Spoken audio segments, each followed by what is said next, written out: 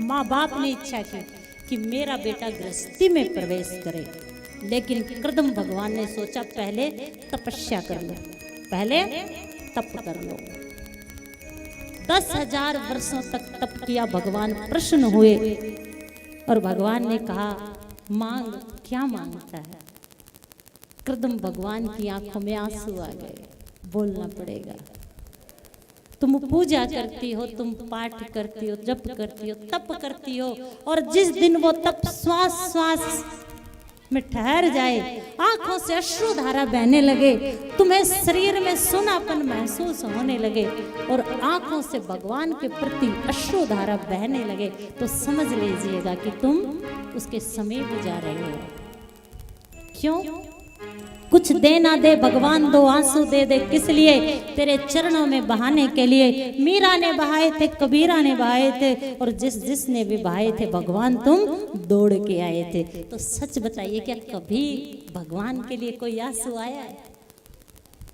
बस जिस दिन तुम बेटे के लिए, पति के लिए, इच्छाओं के लिए रोती हो, एक आंसू भी उसके लिए आ गया, आंसू आ गया। भगवान ने कहा, अरे कृदम क्यों रोया? उसने कहा आप मिल गए, लेकिन माँ बाप की इच्छा है कि गृहस्थ जीवन में प्रवेश करूं, इच्छा नहीं है, लेकिन माँ बाप भगवान समान है, उनकी इच्छा को नहीं टाल सकता। कृदम भगवान को आंसू आए तो भगवान भी रोने लगे। 10,000 वर्ष जिसने अपने भगवान को दे दिए हो, तो ऐसे भक्त को कौन नहीं चाहेगा? भगवान को आंसू आए, और गुजरात में ये जगह है जहां बिंदु सरोवर बन गया। बोलना पड़ेगा महाराज, ये भक्त और भगवान की भेंट थी। कृदम तू चिंता मत कर, तू गृहस्थी में प्रवेश करेगा तो मैं भी तेरा पुत्र बन के आऊंगा। अरे ना गिन के देता है, ना तोल के देता है, और मेरा भगवान जब भी देता है तो दिल खोल के देता है। कृदम भगवान कहते हैं कृपा की है आपने, लेकिन ऐसी पत्नी मिलेगी कहाँ? कौन पत्नी चाहेगी कि उसका पति तपस्या करता रहे? कौन पत्नी चाहेगी कि उसका पति सन्यासी बन जाए? भगवान कहते हैं अरे दुनिया में सब है। मनु महाराज और शत्रुपा की पुत्री देवहूति तुम्हारी तपस्या में, तुम्हारे भजन में कभी बाधा नहीं बनेगी। कृदम भगवान 10,000 वर्षों तक तपस्या करके, रहने को कोई घर नहीं है, जंगल में एक गुफा है, रहते हैं, शुद्ध नहीं तन की, तो वो शुद्ध क्या लेगा घर की।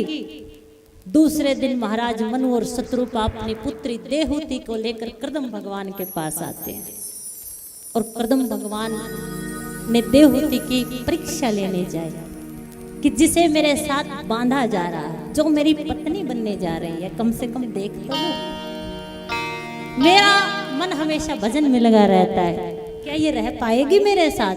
क्या ये रुक सकेगी? तो उसने 3 आसन बिछाए, एक महाराज मनु के लिए, दूसरा शत्रुपा के लिए, और तीसरा देवहूति के लिए। और देवहूति को भी पता था कि मेरा पिता और मेरी माँ मुझे यहाँ शादी के लिए लेके आए, और ये होने वाला मेरा पति है, ये होने वाला मेरा पति है। अगर मैं इसकी बात मानूं तो भी अच्छा, ना मानूं तो भी अच्छा नहीं लगेगा, और अगर मैं इसकी बात मानूं और इस आसन पर बैठूं तो ये मेरा पति है, और इसके साथ आसन पर बैठना पाप होगा। तो देवहूति ने, जब आप पूजा में बैठते हो तो अपने पति के कौन सी तरफ बैठते हो? बाएं। उसी हाथ को उस आसन पर रखकर और देवहूति बैठ गई। उसने कृदम भगवान की इच्छा को भी माना है और उनका आदर भी किया है, और वहीं पर कृदम भगवान समझ गए कि हाँ ये स्त्री, ये देवी मेरे तप में, मेरी भजन में बाधा नहीं बनेगी, और उसको पत्नी के रूप में स्वीकार कर लिया है। और जब देवहूति ने सुना कि ऐसे तपस्वी के साथ मेरा विवाह होने वाला है, और माँ ने कहा कि बेटा उसे तपस्या और भगवान के सिवा कुछ नहीं अच्छा लगता, तो वो कहती है कि माँ मैं कितनी सौभाग्यशाली हूँ। आंखों में आंसू आ गए कि मैं कितनी सौभाग्यशाली हूँ कि ऐसे व्यक्ति का सानिध्य मुझे मिलेगा, ऐसे व्यक्ति की सेवा करने का अवसर मुझे मिलेगा जो भगवान की सेवा में लीन रहते हैं। अगर आपको भिवानी जाना है, पैदल जाओगे तो समय लगेगा, बोलना पड़ेगा महाराज।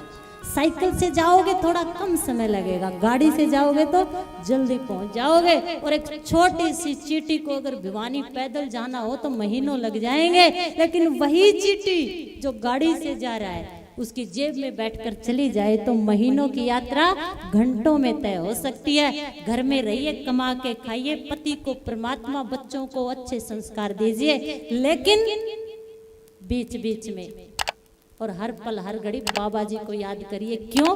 इस जन्म मरण के बंधन से यही स्थान, यही कथा, यही सत्संग और यही महात्मा पार लगा सकते हैं, बोलना पड़ेगा महाराज। रोई, खुश हुई, प्रसन्न हुई, ऐसा पति मुझे मिलेगा। देखिए, पति और पत्नी, बोलना पड़ेगा महाराज, बिजली के तारों की जैसे हैं। बिजली के तार अगर सही जुड़ जाए तो प्रकाश ही प्रकाश, और बिजली के तार अगर गलत जुड़ जाए तो जिंदगी भर झटके ही झटके। हाथ उठाना जिनके घर में झगड़े होते हैं पति पत्नी के, क्यों? तार गलत जुड़े हैं, बोलना पड़ेगा महाराज। अगर दुनिया में कोई संबंध है, स्त्री को पति का आधा अंग कहा जाता है। बेटी पति ले जाएगा, बेटा बहू आ जाएगी, तो संबंध अगर कोई है तो पति और पत्नी का है। 7 फेरों के साथ इस बंधन को बांधा जाता है, लेकिन ये बंधन कैसा है तुम्हारी तुम जानो। मुझे तो देवहूति और कर्दम भगवान का जो दाम्पत्य जीवन है, बोलना पड़ेगा महाराज। लेकिन हाँ, बात सही है। क्यों? कि देवहूति समझ सकती है और पति का क्या मूल्य है जीवन में। जिन पत्नियों ने अपने पति को खो दिया है, शायद वही इस बात को समझ सकती हैं। और किसी शादी करके जब देवहूति आई, जिस दिन शादी हुई थी उसी दिन कर्दम भगवान फिर तपस्या में लग गए। लेकिन माँ ने संस्कार दिए थे, देवहूति ने वेद शास्त्र संतों का संग किया था, सत्संग किया था, जाना था कि मेरे पति जैसे भी हैं मुझे उनकी सेवा करनी है। वो फोन साथ लेके नहीं आई थी, बोलना पड़ेगा महाराज। क्या साथ लेके आई थी? संस्कार साथ लेके आई थी। क्या लेके आई थी? और उसकी माँ ने संस्कार दिए कि जिसके साथ तेरी शादी हो रही है वो तुझसे ज्यादा भगवान और तपस्या से प्यार करता। उसे सच्चाई से अवगत करवाया था और उसने स्वीकार किया था। क्यों? सबके पति परमात्मा है। उसी दिन तपस्या पर बैठ गई और उसी दिन वो उसकी सेवा में लग गई। कुछ नहीं था, फल फूल पत्ते खाकर गुजारा कर लेती, अपने पति को की सेवा में लग गई। हजारों वर्षों बाद कर्दम भगवान ने आंखें खोली। अरे देवी, तुम कौन जो दिन रात शादी हुई जब सुंदर थी, जवान थी, जंगल में रहकर फिर पत्ते खाकर वृद्ध हो गई, केस सफेद हो गए और उसके पति जिसके साथ वो आई थी उसकी सेवा में लगी। आंखें खोली और वही कहता, रे देवी तुम कौन? तो कैसा लगेगा तुम्हें अगर ऐसा कह दे तो? बोलना पड़ेगा महाराज। लेकिन उसने, वो महाराज मनु की पुत्री है, शत्रुपा की पुत्री है, उसने कहा, प्रिय मैं आपकी पत्नी हूँ, कर्दम भगवान को याद। अरे इतने वर्षों से तू मेरी सेवा में लगी है, क्या चाहिए? वो कहती है, मैं कुछ चाहती नहीं, मेरा धर्म है आपकी सेवा करना। और आप सुबह से शाम तक क्या क्या चाहती हो? अब देख लेना आप में और उसमें कितना फर्क है। तुम्हारा घर स्वर्ग हो, तुम्हें परमात्मा मिले, तुम्हारे बच्चों में संस्कार आए, तो इस देवहूति की कथा को दिल में बिठा लेना। तुम्हारे जीवन में आनंद हो, क्योंकि तुम्हारे घर में कलह रहेगी तो कुछ तुम्हारे घर में नहीं आ सकता। तुम्हारा घर और तुम्हारा जीवन बर्बाद हो जाएगा। देवहूति कहती है, मैंने कुछ चाहा नहीं, आपकी सेवा करना मेरा धर्म है। कोई तो इच्छा होगी, नहीं मेरी कोई इच्छा नहीं प्रभु, जो आपकी इच्छा हो। अब तपस्वी था, मन की बात समझता था। कामक विमान की रचना की, ऐसा विमान जिसमें सब सुविधाएं उपलब्ध हैं। बिंदुसार सरोवर में कहा देवी स्नान करो। दोनों पति पत्नी ने स्नान किया और कामक विमान में लेकर दास दासियां सारी सुविधाएं, गृहस्थ जीवन में दोनों ने प्रवेश किया और 9 कन्याओं को जन्म दिया। बोलना पड़ेगा महाराज, गृहस्थ जीवन इसे सबसे बड़ा तप बताया गया है। लेकिन इस गृहस्थी में प्रवेश करने से पहले तुम अपने बच्चों के अंदर संस्कार डाल दो, और ये संस्कार हमारे वेद शास्त्र, हमारी भागवत, हमारी रामायण में है, कहीं नहीं मिलेंगे। अगर तुमने उनके अंदर संस्कार डाल दिए तो गृहस्थ जीवन को वो अच्छी तरह निभा लेंगे, और गृहस्थ जीवन को निभाकर वो पुनः परमात्मा की तरफ अग्रसर होंगे। बस ये कथाएं, ये सत्संग, ये वेद शास्त्र, ये गीता, ये भागवत, तो आज से ध्यान कर लेना, आपके घर में एक भागवत अवश्य होनी चाहिए, आपके घर में एक रामायण अवश्य होनी चाहिए, और नित्य एक अध्याय का पाठ आपके घर में अवश्य होना चाहिए। तुम्हारे बच्चों को तुम चाहती हो कि शादी हो, बहू आए, लेकिन मेरी प्रार्थना है उससे पहले तुम अपने बच्चों को संस्कार दो, कमाना सिखाओ, ताकि वो अपना भी पेट भर सके और आने वाले का भी गुजारा कर सके। बोलना पड़ेगा महाराज, पूत कपूत तो क्यों धन संचय, और पूत सपूत तो क्यों धन संचय। तुम देहूती जैसी बनो, उसके लिए सूर्य उदय से पहले उठिए। बोलना पड़ेगा, 9 पुत्रियों को जन्म दिया। अब हम चलते हैं देवी जी तपस्या करने। याद दिलाती है, अरे भगवान ने कहा था मैं पुत्र बन के आऊंगा, और इन 9 कन्याओं का विवाह भी तो करना है। आपकी जिम्मेवारी, जिम्मेवारी से कभी मत भागिए। बोलना पड़ेगा महाराज, जो जिम्मेवारियों से भागता है संसार उसका अनादर करता है। ये घर, ये परिवार, ये सारी जिम्मेवारियां आपको परमात्मा ने दी, इनको निभाइए। अरे देवी जी याद दिलाया, पुत्र की प्राप्ति हुई, और पुत्र की जब प्राप्ति हुई तो कृदम भगवान ने ब्रह्मा जी के 9 पुत्रों को बुलाया, और जब वो 9 पुत्र आए तो उन्हीं के साथ अपनी 9 कन्याओं का विवाह कर दिया। बोलना पड़ेगा महाराज। और साक्षात कपिल भगवान माँ देवहूति के गर्भ से पैदा हुए हैं। क्यों? पति की इतनी सेवा की है, पति की बात को माना है। पति कैसा है, चाहे हजारों वर्षों तक बैठ गया लेकिन शिकायत नहीं की, उसकी सेवा में लगी रही, अपना धर्म निभाया है, तभी भगवान गर्भ में आए हैं और कपिल भगवान के रूप में गर्भ से प्रकट हुए हैं। बोलिए कपिल भगवान की। और उन्हीं अब कृदम भगवान तपस्या के लिए चले गए, और उन माँ देवहूति को पता था कि मेरे गर्भ से भगवान प्रकट हुए।